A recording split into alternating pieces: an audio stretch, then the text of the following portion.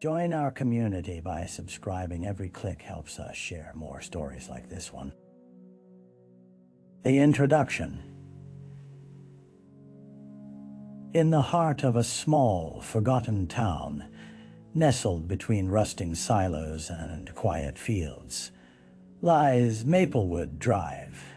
The tree-lined street, with its worn sidewalks and crumbling driveway edges, had always been a place where familiarity reigned, where neighbors exchanged fleeting hellos and children roamed free. Yet, beneath this veneer of ordinary life, darkness quietly simmered. On a bleak November morning, as the sun struggled to pierce through a thick shroud of clouds, the serenity was shattered by the piercing wail of sight. The once calm ambience descended into chaos as police cruisers flooded the street, their red and blue lights dancing against the subdued hues of autumn. Officers were dispatched in haste, their faces a grim reflection of the severity of the situation. A resident had reported finding a body in an abandoned house, a dilapidated two-story structure long consumed by ivy and neglect.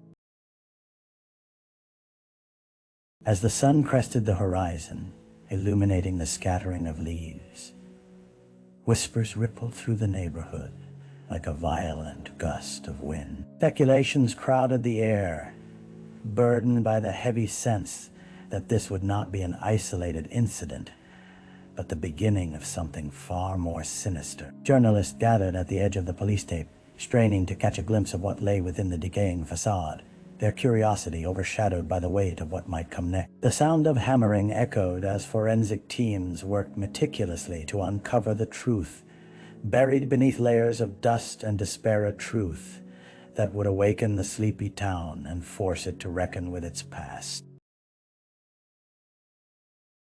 The victim.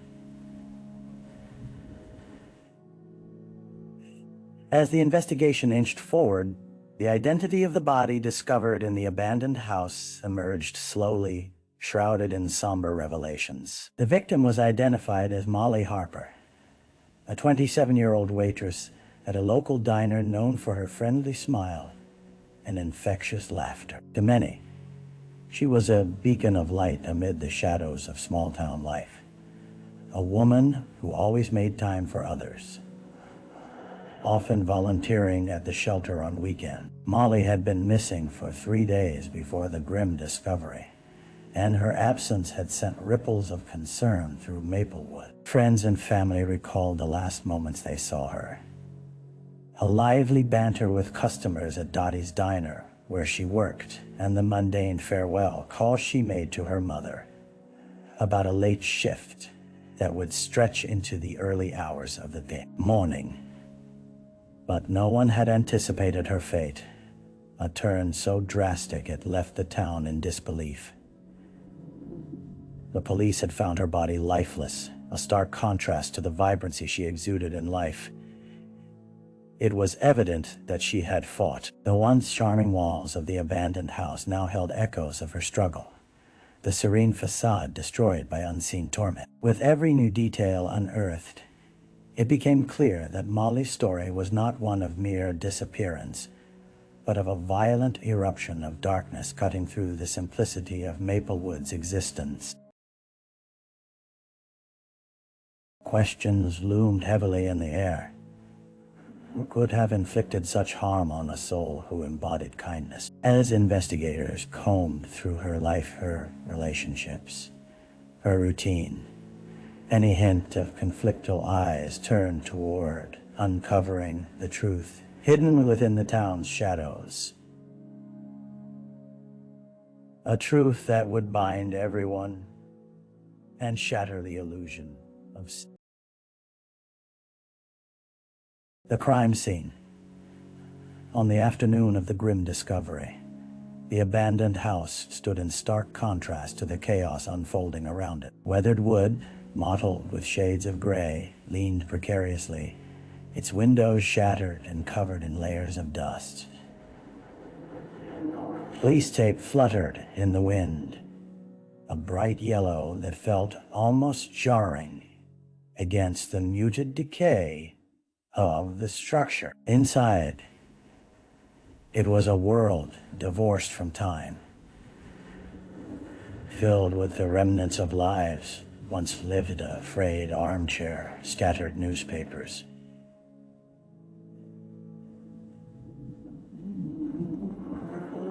Wallpaper, whispering stories.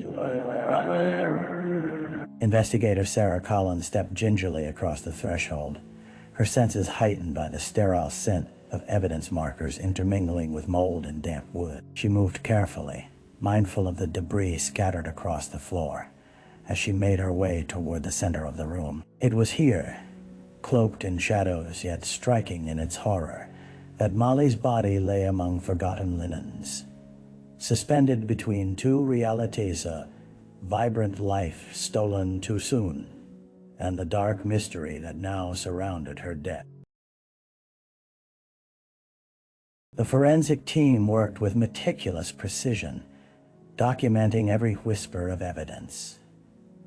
Photographs clicked with a steady rhythm, the overhead light fixture flickering as if revealing its discomfort with the tragedy it illuminated. Investigators noted the absence of an obvious weapon and the evident signs of a struggle. Stuffed walls and a chair knocked askew, each detail weaving a narrative of desperation and fear. As the hours passed, tension coiled tighter among the officers on the scene. They shared glances filled with unspoken questions and burdens of duty.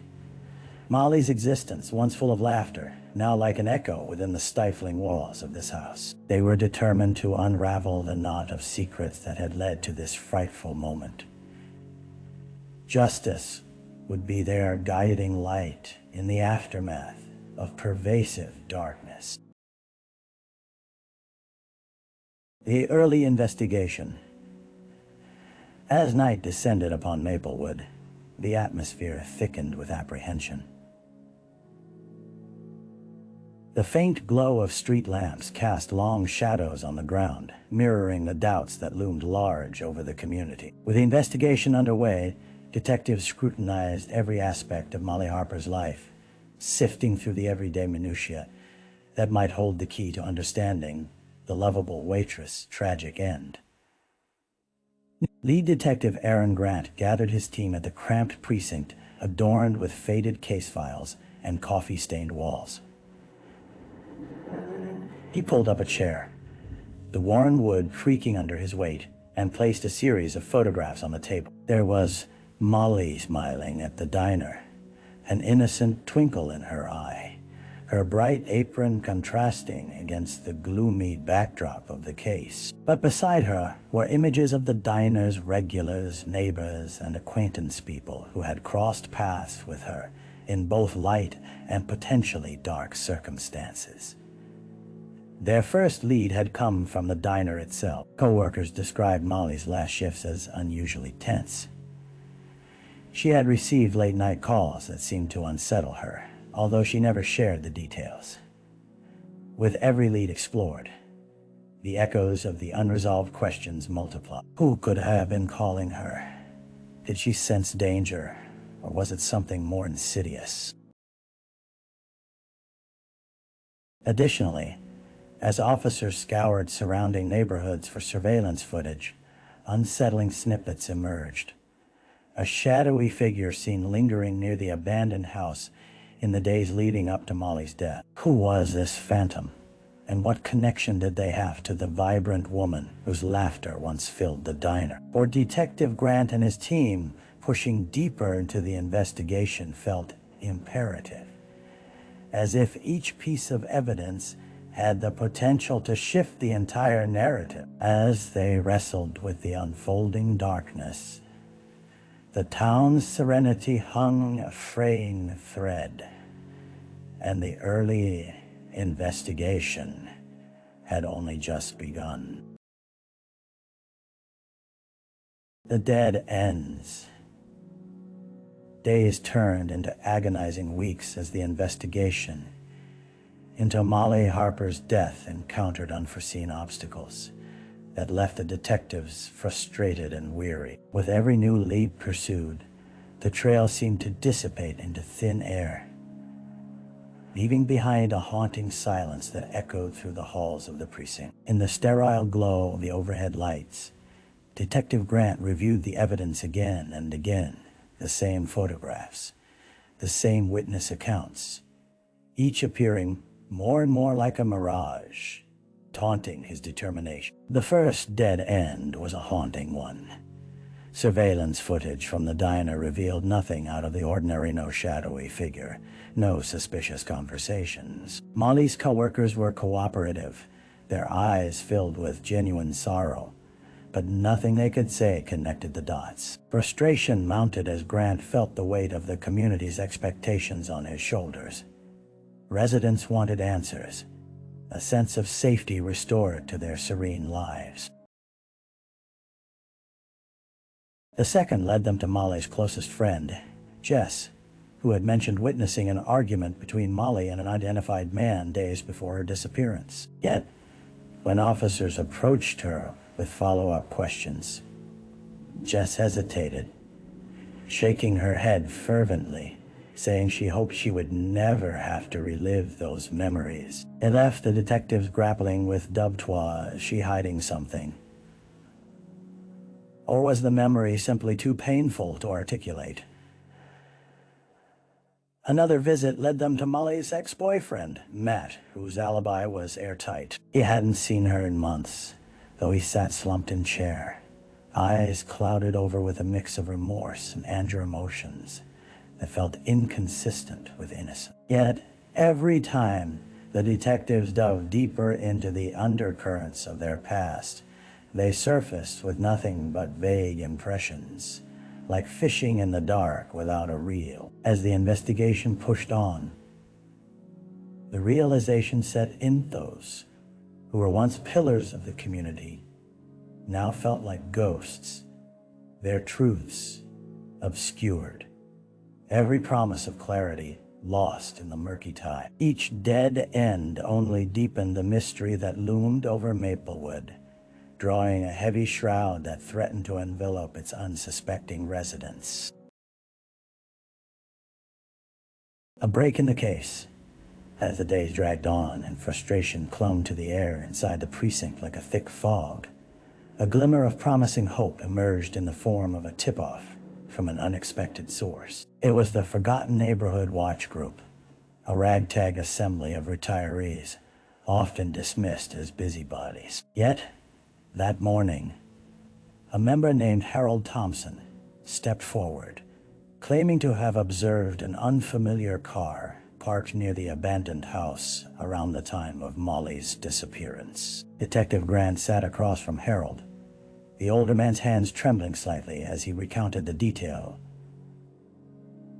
She wasn't one to dwell in shadows, but something about that vehicle felt off. It was a dark sedan with tinted windows, and Harold swore he'd seen it parked in front of the house on multiple occasions leading up to the tragic discovery. With renewed vigor, Grant gathered his team, and they penned the car's possible make and model an elusive thread that they could pull to unravel the larger tapestry of Molly's last moments. Hours turned into days filled with focused enthusiasm as they canvassed local garages and car dealerships, eventually tracking down a vehicle fitting Harold's description, registered to a man named Cody Blake.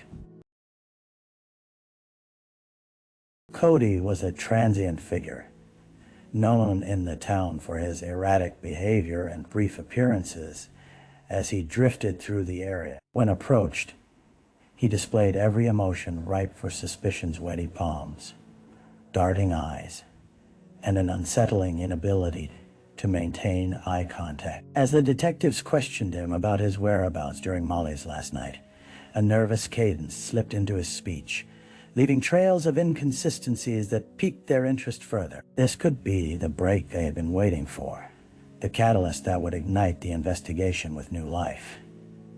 With Cody's alibi shaky and further inquiries into his past revealing a series of harassment complaints, the detectives felt emboldened. Yet, uncertainty still lingered, with the danger of chasing a fleeting lead and the weight of a victim's memory on their minds. Would this sketchy character become the key to uncovering the truth? Or yet another distraction?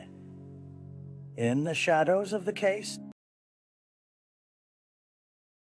The suspect, Cody Blake, sat hunched in the interrogation room, visibly uncomfortable as the fluorescent lights buzzed overhead. Detective Grant leaned across the table, his voice steady yet probing. An undercurrent of urgency embedded in his tone. "We know you were near the abandoned house, Cody. People have seen your car. Can you explain that?" Cody's eyes darted, avoiding the piercing gaze of the detective. "I don't know what you're talking about," he stuttered, his hands shifting nervously on the scratched surface of the table. "I just parked there a few times.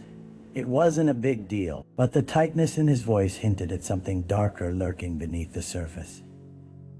As Grant pressed further, listing the harassment complaints filed against Cody by local women, the veneer of bravado began to crack.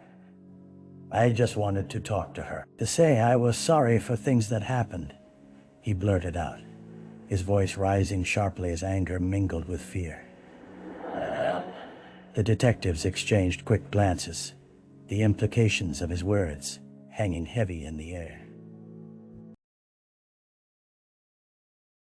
Accompanying Cody inside the room was Officer Kim, who was tasked with evaluating his demeanor. She noted the perspiration glistening on his brow, the twitch of his leg beneath the table, and the way he shifted in his seat, as if every passing second amplified the gravity of the moment. Cody's story began to unravel.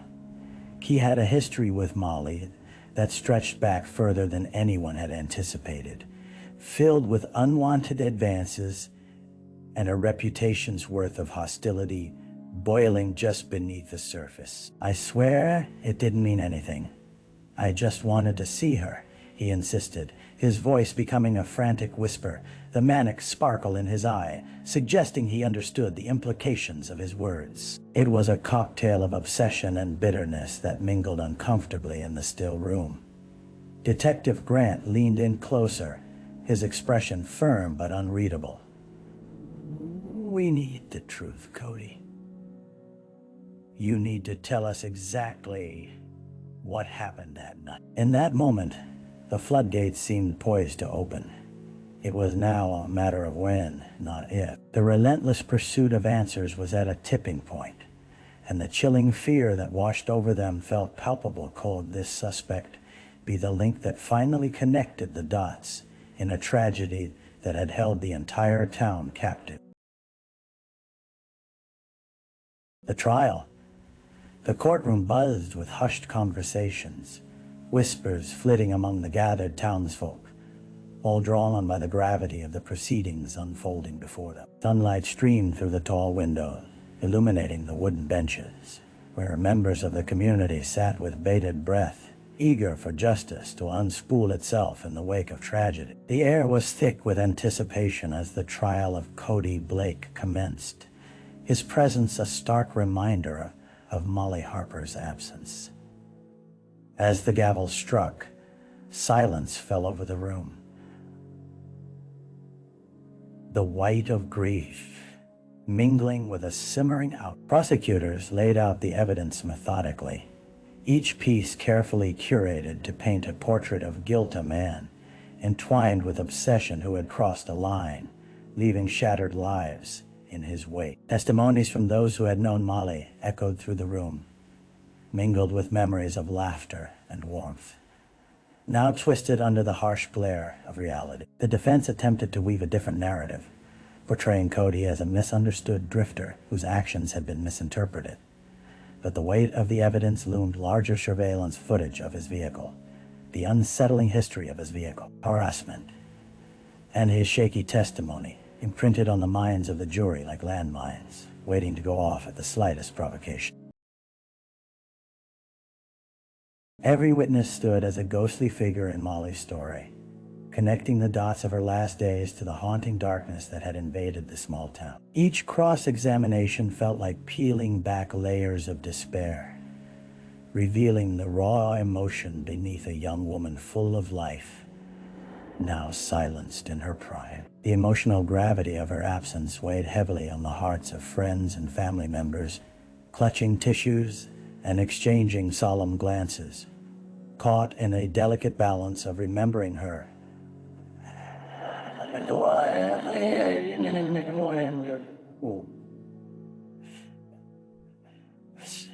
But as the trial progressed, the tension escalated, revealing the ripple effects of a single tragic night, and finally bringing the community's grief into sharper focus. Would the jury uncover the truth and deliver justice for Molly, or would Cody walk free, leaving behind a haunting sense that the fragile safety of Maplewood had been irrevocably shattered? The verdict loomed on the horizon like a storm, threatening to break and unleash the emotions that lay just beneath the surface.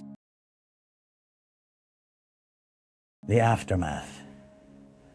The verdict reverberated through the small town of Maplewood like thunder, echoing long after the jury had returned to their seats. As the words "guilty" hung in the air, an exhale rippled through the crowd that had gathered in anticipation, a mix of relief and grief settling into the fabric of their community. Yet the gavel's finality felt like a double-edged sword. Justice had been served, but the price had been the life of Molly Harper,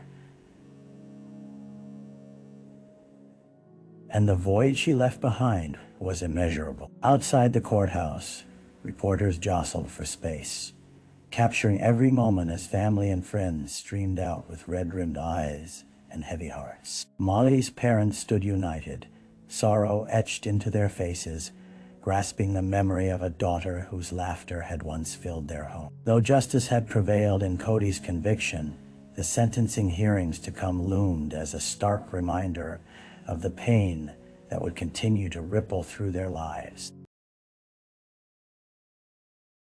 In the following weeks, the dusty rhythm of Maplewood resumed, but it was a town forever altered. The diner where Molly had worked began a slow transformation, a memorial filled with flowers, photographs, and handwritten notes that celebrated her life rather than mourn her loss. Patrons shared stories of her warmth, laughter, and kindness, each anecdote bolstering the community's resolve to foster a spirit of togetherness that honored Molly.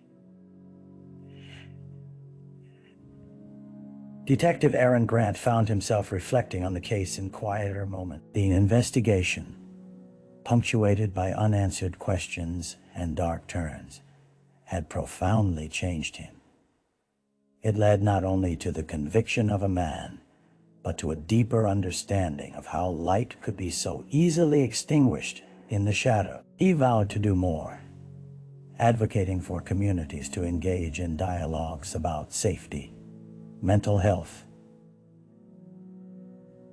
and the importance of speaking out. A mission born from the sorrow of loss. As seasons changed and time marched on, Maplewood began to heal, but the scars of the past remained. Each familiar street corner whispered reminders of Molly and the life she could have led, her laughter intermingling with the rustle of the trees, a ghostly presence that would forever hold a place in the hearts of those she had touched. In the backdrop of justice fulfilled, the town realized that true healing would take time, patience, and the commitment to remember, ensuring that tragedy would never be forgotten. Reflection. In the months that followed, the echoes of Molly Harper's life settled into the fabric of Maplewood, weaving tales of resilience and remembrance. The community, scarred yet united, learned to navigate the delicate balance of loss and healing, echoing conversations of hope in the wake of darkness. As the seasons cycled through their changes, the remnants of Molly's spirit lingered in the air, a whispered reminder of everything that had transpired. Detective Aaron Grant now deeply reflecting on the implications of the case, found himself spending time in the very diner that had long been a backdrop to Molly's life. It was here, amid clinking coffee cups and muffled chatter, that the weight of what happened began to feel lighter, as if the stories shared by patrons carried healing power. He often engaged with friends and family members who frequented the diner, inviting candid conversations about safety, community vigilance, and mental health. The town began to organize events, fundraisers for local shelters, and programs designed to foster connection. And conversations grew more profound, imbued with the urgency of memory. In learning to process their grief together, Maplewood made a promise to Molly to embody the joy she had once shared with them, and to ensure that the darkness which had surrounded her in life would never engulf anyone again. With hindsight, each moment of pain transformed into a profound lesson, reminding them that, despite the horrors of the past, love and community could pave the way toward a brighter future. In those moments of reflection, Maplewood learned to rise, reclaiming its narrative with the strength of a community forged from loss, and a commitment to protect the light that remained.